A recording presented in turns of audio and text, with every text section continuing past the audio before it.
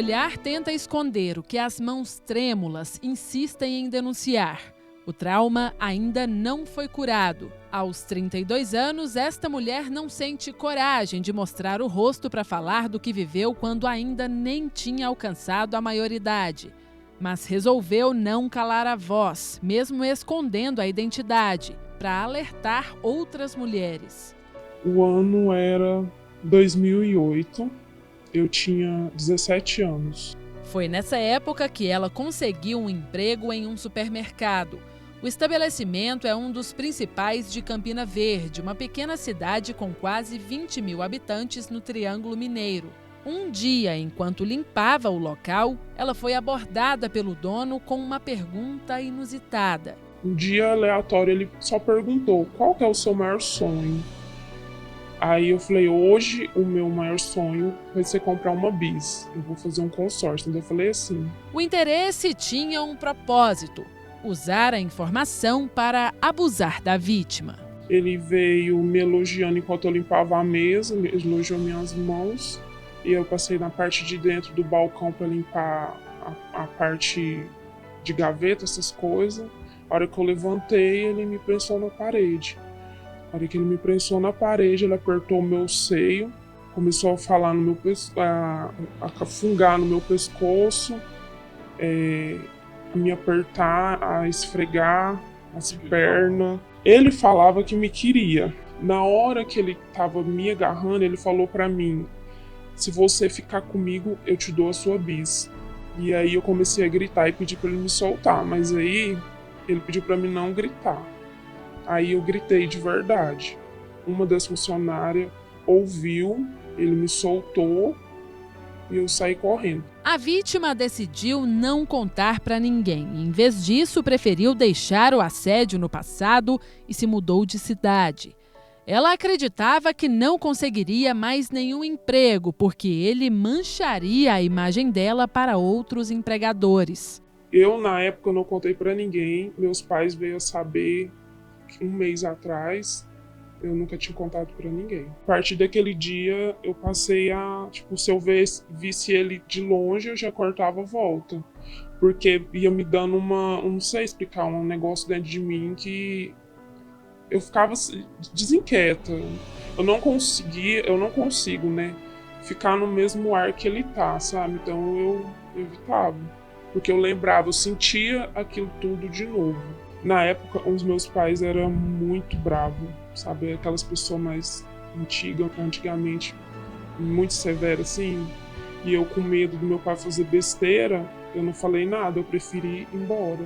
Eu saí daqui de menor e fui embora. Arrumei outro emprego, aluguei um lugar e fui. O caso só foi revelado 15 anos depois, porque os abusos contra funcionários nunca pararam de acontecer e agora vieram à tona.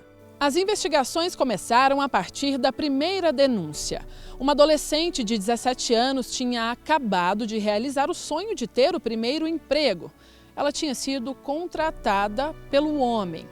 Mas a alegria dela durou pouco. É que não demorou muito para que ele começasse a oferecer dinheiro em troca de atos sexuais. Ela não aceitou e foi orientada por uma amiga a contar para os pais. Por eles, ela foi acolhida e eles acreditaram na palavra dela. E foi por meio deles que surgiu a primeira informação para a Polícia Civil. A gente iniciou essa investigação a partir de uma denúncia de uma vítima de 17 anos de idade. Essa vítima, que trabalhava no estabelecimento do autor, ela veio até a delegacia e reportou que foi assediada. O autor, em um determinado dia, a chamou ali do escritório, fez propostas de cunho sexual, ameaças de demissão e ofereceu dinheiro para ter relação sexual com ela. A vítima não aceitou, a gente instaurou um inquérito policial e passou a investigar os fatos e elucidou ali toda essa questão. A gente evidenciou que esse abuso se dava ali de forma disseminada há vários anos ali naquele estabelecimento. O inquérito durou mais de um mês e dele resultou em uma representação da Polícia Civil pela prisão do homem, hoje com 73 anos. A Justiça concedeu o pedido e ele foi preso. Um mandado de busca e apreensão também foi cumprido. O celular dele está sendo periciado. Após 2 meses, mais ou menos, a gente já tinha reunido um material farto ali dos abusos, a gente representou por uma prisão preventiva. O Poder Judiciário, ali, após parecer favorável do Ministério Público, decretou essa prisão preventiva e um mandado de busca também. A gente cumpriu tanto o mandado de prisão quanto o mandado de busca e apreensão. O mandado de busca seria para arrecadar o celular utilizado pelo autor. Durante as investigações, a gente evidenciou que ele enviava mensagens ali e também ele adotava um expediente que era solicitar que funcionários fossem até a sala dele para enviar e receber material pornográfico no celular dele. Então, por isso que a gente expediu esse mandado de busca. Depois da prisão do dono do supermercado, outras mulheres procuraram as autoridades. 7 denúncias foram formalizadas perante a delegacia. 8 o procuraram, mas não representaram contra o homem. E ainda, 3 mulheres que atualmente moram em outras cidades marcaram de vir até Campina Verde para prestar mais informações à Polícia Civil. A gente acredita que tem várias outras vítimas. Algumas vítimas vieram depois da prisão do autor até a delegacia e denunciaram. Outras ligaram aqui e ficaram de vir e não vieram ainda, né? Então a gente acredita que tem uma demanda ali, tem vítimas ali que foram abusadas, mas ainda não vieram. A gente pede que venham, é importante, a gente precisa disso para que o autor seja punido efetivamente pelos atos que ele praticou. Segundo o delegado, o proprietário da empresa oferecia dinheiro, bebidas e bens para que funcionárias mantivessem relações sexuais com ele. Ele também ameaçava demitir quem se negasse. Quando percebia que era rejeitado, muitas vezes demitia as funcionárias. Segundo o expediente, ele pedia para que os funcionários ali do RH, ou funcionários de confiança dele, determinassem que uma das funcionárias subisse até o escritório para auxiliá-la ali em atividades. Essas funcionárias subiam ali e ele solicitava que as funcionárias mulheres o auxiliassem ali a enviar vídeos pornográficos para pessoas diversas ali, enviar vídeos pornográficos em grupos, né?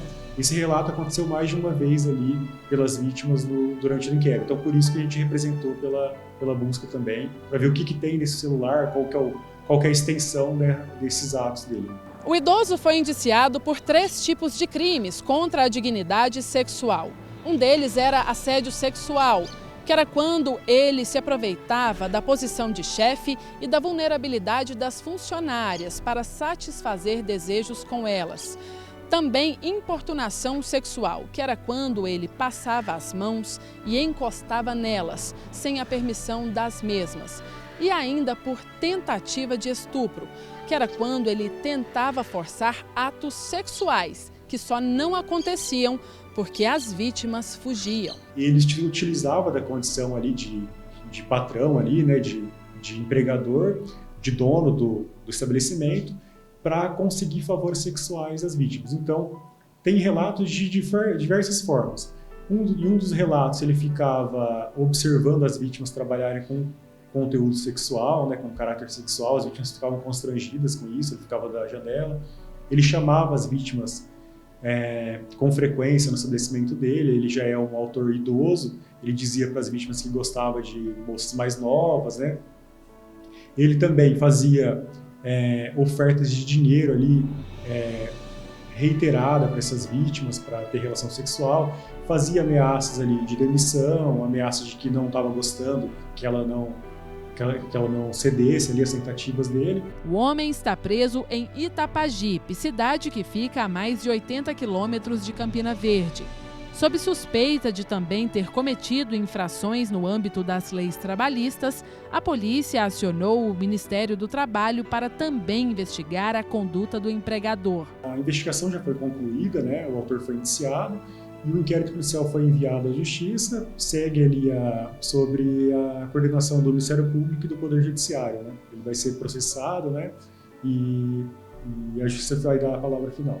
Enquanto decidir sobre a punição ou a absolvição do indiciado está nas mãos da justiça, mais vítimas aparecem denunciando o que por muito tempo ficou escondido. Eu sinto um ressentimento, uma dor no peito, nojo. Eu fico pensando assim, que direito que o cara acha que tinha comigo de ter feito aquilo, entendeu? E sair impune.